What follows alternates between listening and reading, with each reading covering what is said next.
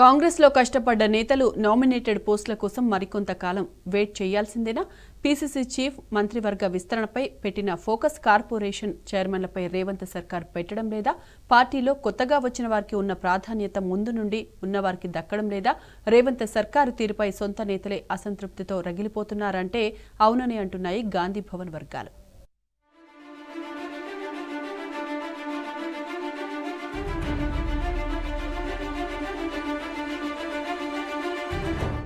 పదేండ్లు Congress party కష్టకాలంలో అండగా ఉన్న నేతలు పదవుల కోసం ఎదురు చూడాల్సి వస్తుంది. రేవంత్ రెడ్డితో వచ్చిన వారికి నామినేటెడ్ పోస్టుల్లో దక్కిన ప్రాధాన్యత మొదటి నుండి కాంగ్రెస్ పార్టీలో ఉన్నవారికి దక్కడం లేదన్న విమర్శలున్నాయి. 37 కార్పొరేషన్లకు చైర్మన్లను నియమిస్తే అందులో రేవంత్ వెంట వచ్చిన వారే ఎక్కువగా ఉన్నారంట. సామాజిక సమీకరణాలు, పార్టీ లయలిస్టులు, తెలంగాణ ఉద్యమంలో కీలకంగా వ్యవహరించిన యూనివర్సిటీ విద్యార్థి నేతలెవ్వరికీ పోస్టులు దక్కలేదు. వారంతా ఇప్పుడు సెకండ్ ఫేజ్ నామినేటెడ్ పోస్టుల భర్తీ కోసం ఎదురు చూస్తున్నారు.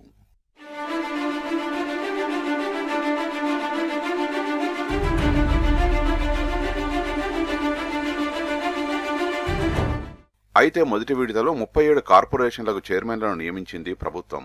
అందులో పార్టీలోని సీనియర్లకు సామాజిక సమీకరణాలు కూడా పాటించకపోవడంపై నేతలు అసంతృప్తితో ఉన్నారు. అటు ఉస్మానియా యూనివర్సిటీ నేతలు సైతం నామినేటెడ్ పోస్టుల భర్తీపై అసంతృప్తితో ఉన్నారు.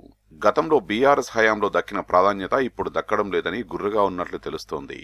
ఇప్పటికే యాదవ సామాజిక వర్గం నేతలు పీసీసీ వర్కింగ్ ప్రెసిడెంట్ మాజీ ఎంపీ అంజన్ కుమార్ నేతృత్వంలో సమావేశమై పదవుల కేటాయింపులో యాదవ సామాజిక వర్గానికి జరుగుతున్న అన్యాయంపై చర్చించి పదవుల్లో యాదవులకు దక్కాల్సిన లిస్టుని ప్రకటించారు యాదవ సామాజిక వర్గం కాంగ్రెస్ నేతలు.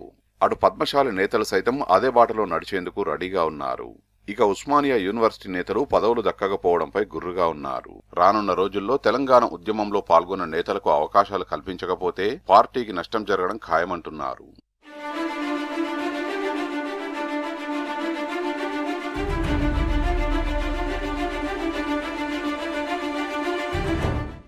అయితే ముఖ్యమంత్రి రేవంత్ రెడ్డి హస్తిన 20వ పర్యటనలో పీసీసీ నూతన చీఫ్ మంత్రివర్గంలో 6 ఖాళీల భర్తీపైనే ప్రధానంగా చర్చ జరిగింది అన్న టాక్ ఆశావాహుల్ని అసంతృప్తికి గురిచేస్తుంది.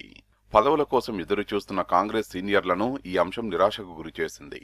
లోకల్ బాడీ ఎన్నికల వరకు నామినేటెడ్ పోస్టుల భర్తీ ఉండకపోవచ్చన్న టాక్ పార్టీలో జోరుగా చర్చ నడుస్తుండగా హడావిడిగా పార్టీలో కొత్తగా వచ్చిన ఇద్దరికి పోస్టులు దక్కడంపై పార్టీ శ్రేణులు తీవ్ర అసంతృప్తి వ్యక్తం చేస్తున్నారు. ఎమ్మెల్యే పోచారం శ్రీనివాసరెడ్డికి రాష్ట్ర ప్రభుత్వ సలహాదారు, మండలి చైర్మన్ గుత్తా సుఖేందర్ రెడ్డి కుమారుడు గుత్తా అమిత్ రెడ్డికి రాష్ట్ర డైరీ కార్పొరేషన్ చైర్మన్ గా ఛాన్స్ ఇవ్వడంపై పాత కాంగ్రెస్ నేతలు ఆగ్రహం వ్యక్తం చేసి హైకమాండ్ కి ఫిర్యాదు చేయడంతో వారి నియామకాలను పెండింగ్ లో పెట్టిందట. ఇప్పటికే పదవుల భర్తీలో సామాజిక సమతుల్యం పాటించడం లేదన్న విమర్శలు కూడా ఉన్నాయి. ఒకవైపు పార్టీలోకి వచ్చిన కొత్త వారికి, అందులోనూ రెడ్డి సామాజిక వర్గం నేతలకి పదవులు కట్టబెట్టడం విమర్శలకు తావిస్తుంది.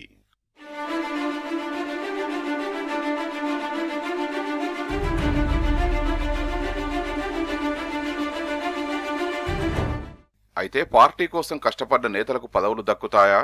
దక్కితే వారిని పదవులు ఎప్పుడు వరిస్తాయో అన్న టాక్ గాంధీ భవన్ లో జరుగుతుంది. చూడాలి ఆశావహుల్ని అదృష్టం ఎప్పుడు వరిస్తుందో.